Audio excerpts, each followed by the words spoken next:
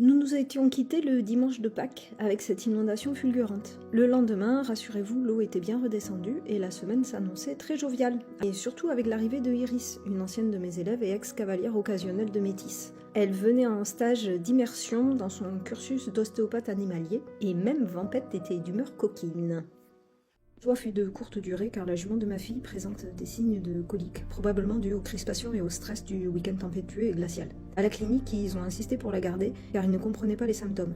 Mercredi 23, à 5h30 du matin, ma ponette Beryl met enfin bas après 380 jours de gestation. Rapidement, je comprends qu'il y a un truc qui cloche. Beryl ne se lève pas. La loi des séries, je vous dis. Vers 8h du matin, alors que j'appelle ma vétérinaire de référence pour s'occuper de Beryl, la clinique m'appelle pour me dire qu'ils veulent opérer d'une qui a rechuté dans la nuit. Et là, franchement, j'ai implosé, littéralement. Dans ma tête, lundi, ma jument avait juste besoin d'un antispasmodique pour calmer ses crispations dues au froid et au stress, mais pas d'une hospitalisation et d'une diète de 3 jours. Branle-bas de combat à la maison, les filles vont gérer ma vétérinaire habituelle pour Beryl, et moi je pars récupérer d'une à la clinique avant qu'elle soit charcutée pour rien. Je suis dans un état de stress et d'angoisse au summum, rarement atteint dans ma vie jusqu'à présent. Encore une fois, je ne peux que remercier Nathalie Rami qui m'a soutenue par message interposé, et sur le terrain, mes amis Véronique et Flore qui m'ont accompagnée toute cette journée tumultueuse. Oh putain, Yo, elle a mal au ventre. Mais c'était pas encore fini. Pour couronner le tout, ma ponette Iyo a redémarré son infection utérine. Et là, c'était le pompon. Après ça, vous vous doutez bien que j'avais pas à cœur de travailler avec mes mules, qui pourtant m'ont soutenu du mieux qu'elles pouvaient à leur niveau. Vous la voyez l'idée là? Gratte-moi le cul, dit-elle. Donc cette semaine-là, malgré les milliers de trucs que j'avais prévus, nous avons jonglé avec la mort et la vie. Une super semaine d'immersion pour Iris qui aura été pourtant une super aide et un super soutien dans le quotidien. D'ailleurs, je lui laisse la parole un instant pour qu'elle vous parle de son expérience avec Métis. Si vous devez rencontrer Métis, préparez-vous à être remis en question. Métis, c'est pas seulement une mule, elle sera aussi votre miroir en même temps que votre mur. Et vous n'apprendrez jamais plus sur vous ou sur la relation humain-animal qu'avec elle. Elle est entière et franche, donc si vous vous comportez de la bonne manière avec elle, elle vous le rendra au centuple avec son cœur plus grand que le monde. Mais attention, elle est également très pointilleuse. Elle n'hésitera pas à vous faire remarquer la moindre erreur que vous pouvez faire en tant qu'humain. Alors si vous ne voulez pas finir en ventre glisse dans la boue, non pas que j'en ai déjà fait les frais, vous avez tout intérêt à vous comporter de la bonne façon avec elle.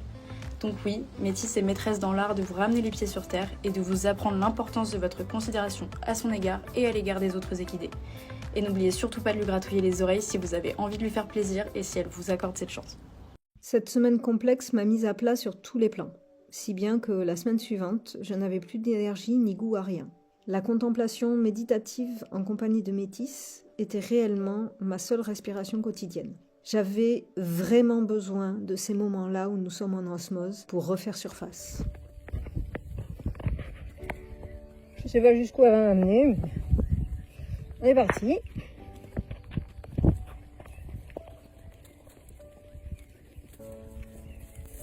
Pourquoi t'embêtes Kuo?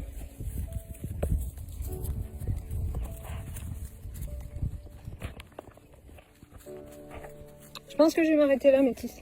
Ah, merci. C'est Métis.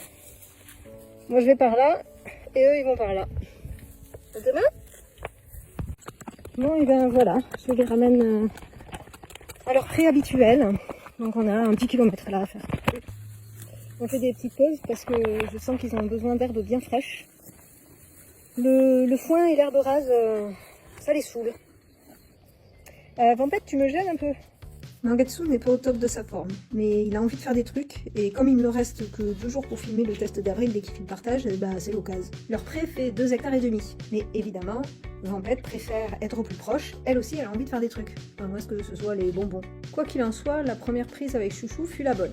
Et ensuite, place à Vampette, elle était toute joyeuse d'avoir enfin l'attention qu'elle mérite. Je reproduis avec elle le test du licol en version FFE sur un contrat en 20 points. Et hormis une petite déconnexion, elle a été trop choupie. Je précise, au risque de me répéter, le pré fait 2,5 hectares.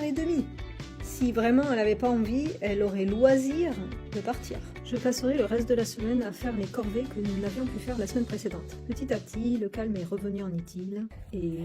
Bravo bonhomme, t'es très très fort. Très très très fort ça. Ah oui, Métis a fait la sieste. Elle est sous Jolimé. Donc Chiki veillait ses copines. Mais quelle dure vie ils ont ces poneys. Mais franchement. Bon, j'ai plus une thune, je suis fauchée et embêtée. Mais ce qui me ravit quand même, c'est que eux, ils aient la belle vie.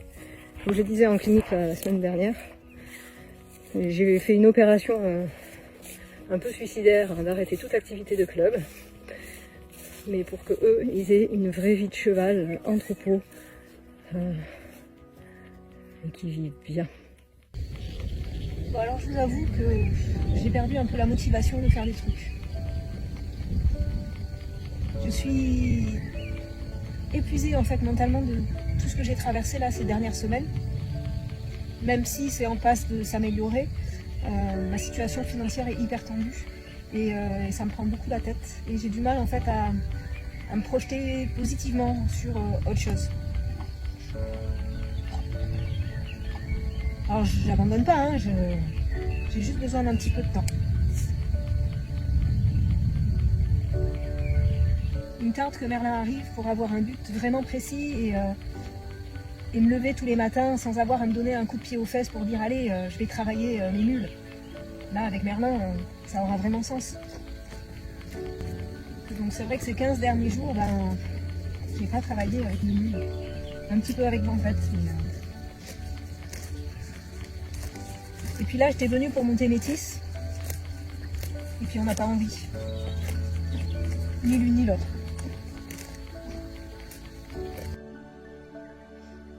Alors ne vous méprenez pas.